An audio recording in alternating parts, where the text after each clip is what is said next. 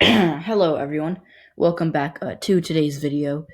I posted my gubernatorial projections this morning. Uh, so if you have not already watched that, please go check it out after this video. But today, we're going to be talking about why it is very likely that if the election were to be held today, which obviously is not going to be, Joe Biden would, in all likelihood, emerge as the victor. Now, before you start telling me in the comment section that I'm biased towards the Democrats or that I'm some liberal hack being paid by Joe Biden to demoralize the Republicans, none of that is true. I am a political analyst who analyzes the facts and doesn't provide any opinions. I made one opinion video in this whole two, actually. One was about why I think the Electoral College is horrible, and another was me taking the political compass test.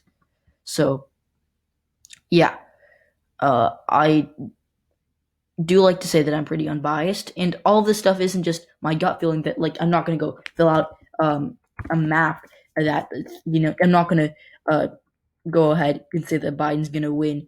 I'm not going to fill out a map and say that he's going to win. I'm not going to say, like, oh, he's going to win Utah. He's going to win uh, Wyoming because people are there for the sake of Trump. He's going to win Missouri. He's going to win Arkansas. He's going to win Alabama. No, none of that. I'm not going to be doing that. What I am going to be doing is analyzing the facts. And the facts are Donald Trump is not popular at all right now. In the all polls section, he is currently he's at a 41.1% approval rating. So 41% of Americans approve of him.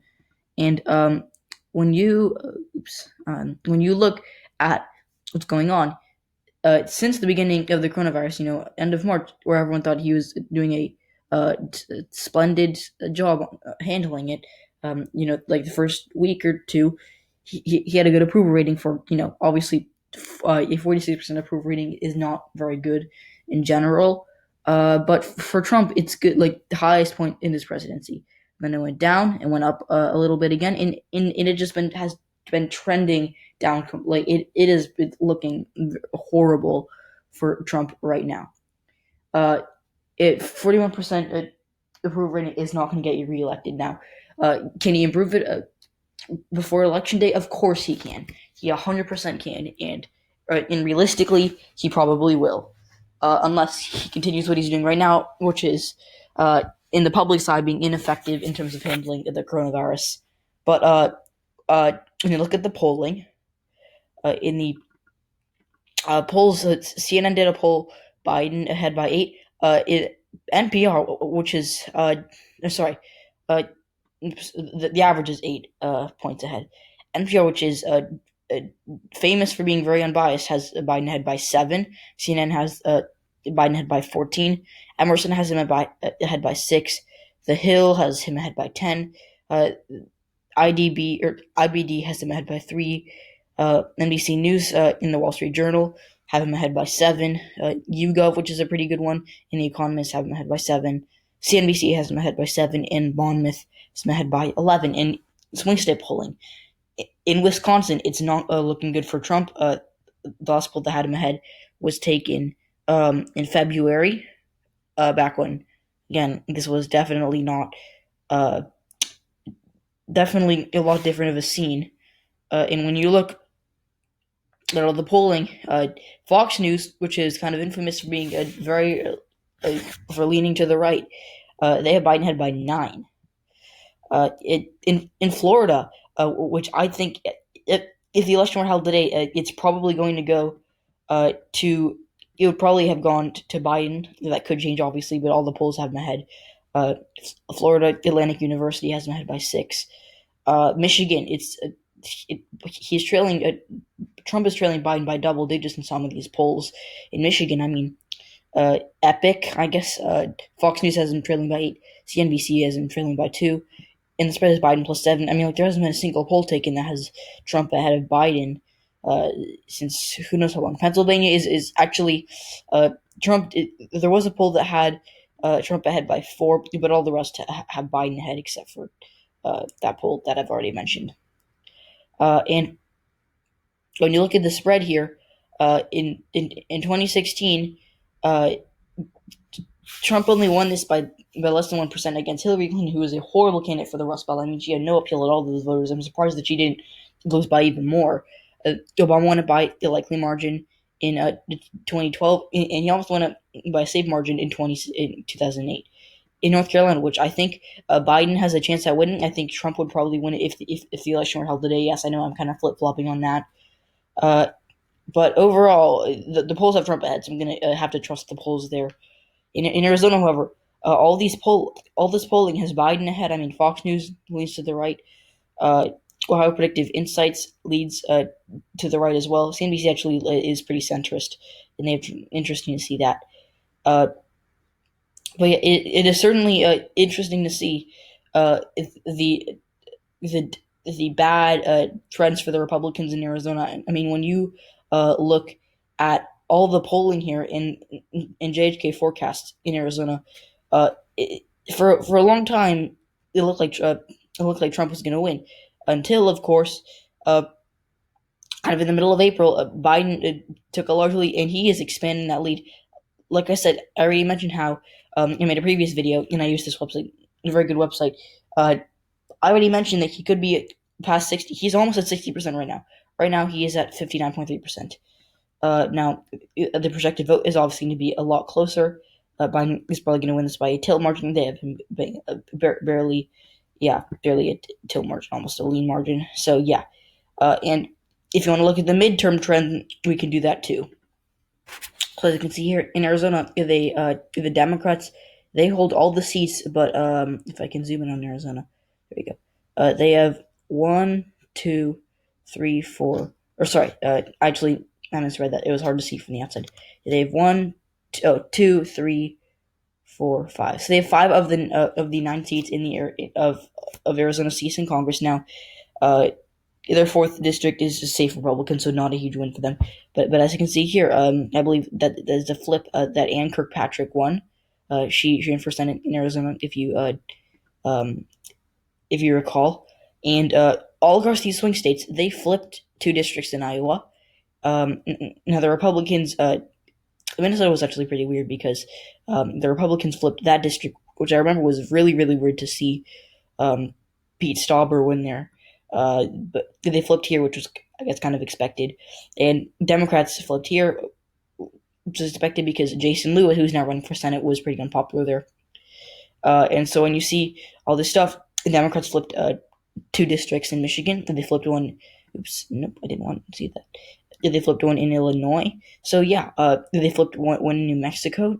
They flipped one in Washington, California, New York.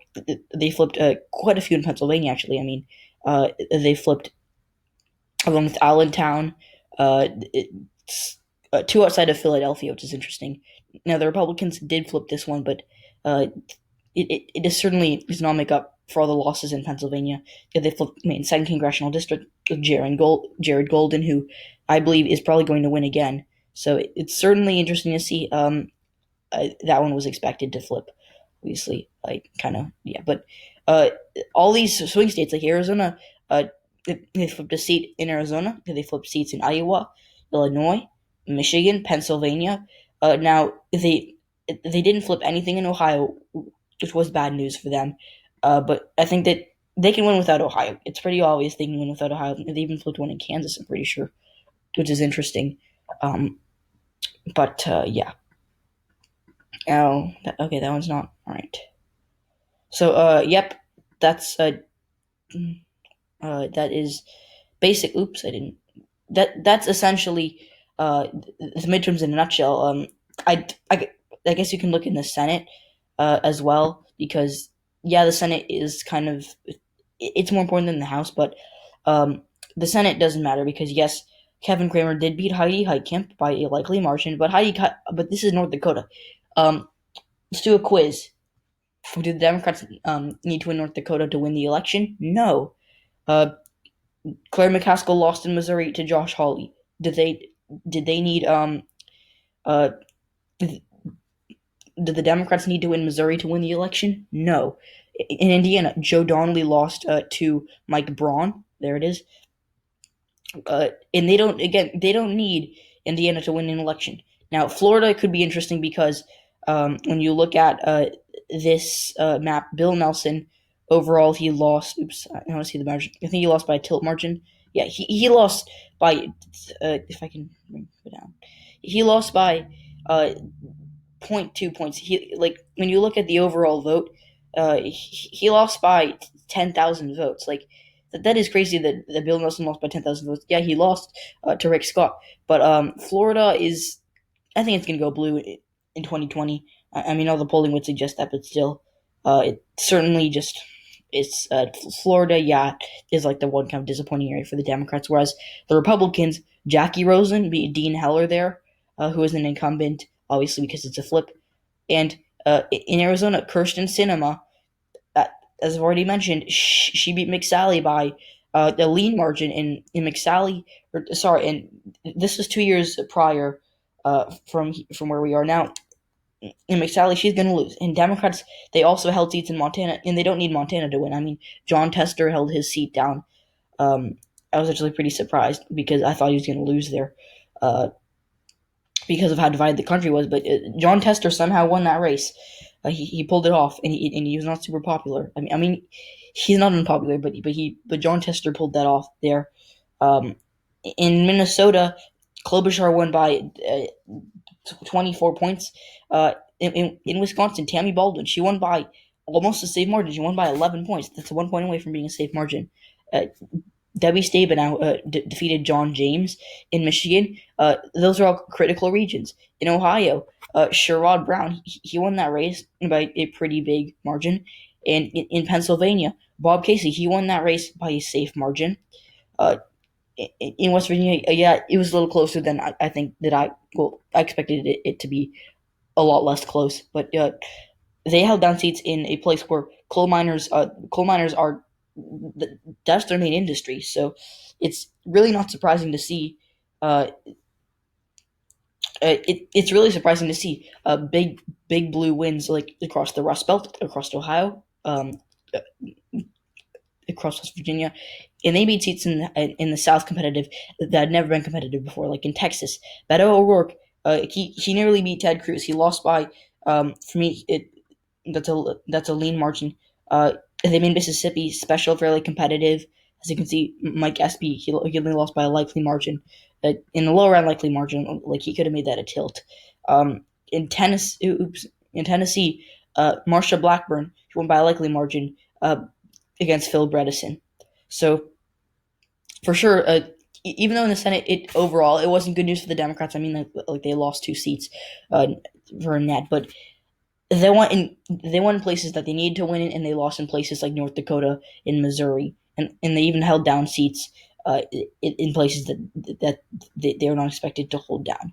So yeah, uh, for sure the midterms are good news for the Democrats, and if we carry that over what is the presidential election, and you say, well, midterms are different than elections.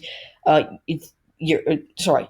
If you said the midterms are different than presidential elections, you know what? You're 100% correct. There was lower turnout, and lower turnout favors the Republicans, or 100%. I say that with complete confidence.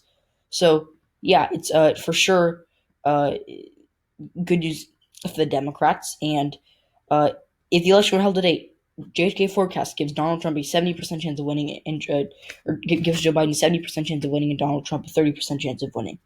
Like, I did not think that we'd see any point in this election cycle where things look almost as bad for Donald Trump as they did in 2016. Because I remember 2016, I was wrong. I said Donald Trump. I mean, yes, it didn't. I was kind of. I was I wasn't completely doubting Trump. I wasn't saying that it was impossible for him to win, but I definitely thought Hillary Clinton had the edge. And up until the Comey letter, I thought that there was barely any chance that Trump would win. But at this point, we are seeing the odds narrow in places like Iowa, in places like Ohio, uh, in places like Georgia, in places like Texas, even in Montana. Joe Biden has a 7% chance of winning Montana. He has a 3% chance of winning Kansas. Like in a normal year, um, people should not be seeing that. Uh, for a Republican having only a 93% chance of winning in Montana in a presidential election. So the polls certainly don't look good for Trump. He's very disapproved of, and even in the poll that had him, there was one poll in 2016 um, that had Trump winning the election. The one poll is called Rasmussen Reports, and even they have him very underwater in the approval rating in the betting odds, which I know that people, a lot of Republicans, they say, okay, well, look at the betting odds. Trump's ahead. Not anymore. Joe Biden is ahead. This is the biggest lead that he's ever had. He has literally a 6 point lead. And if you look over here at Action Network, he has a 53% chance of winning the presidency, whereas over here he has a 70% chance. I think that's a little generous to Biden. I'd probably give him like a 65% chance of winning. But certainly, I would certainly take. I would certainly take.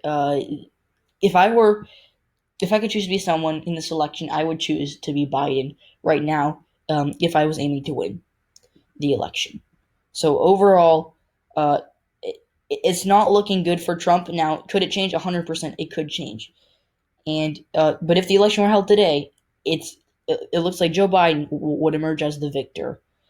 He is pulling very well. He has the odds are tipping in his favor. I mean, like when you look at uh, the overall chances of winning real or of winning the election, uh, this model has had Biden just expanding his lead consistently since Trump's peak. And RCP has been a bit more generous to Trump. Uh, everything shows good news. Everything spells out good news for Joe Biden as of right now. There is no reason to believe that if the election were to be held today, Trump would win, other than a Hail Mary or something, or luck that maybe the Republicans suppress the vote in North Carolina and they gerrymander in in Wisconsin. Like other than that, Joe Biden, he would emerge as the victor. So yep, that's essentially it. Thanks for watching. Um, uh, Let me know how you feel in the comment section, and I will see you all tomorrow.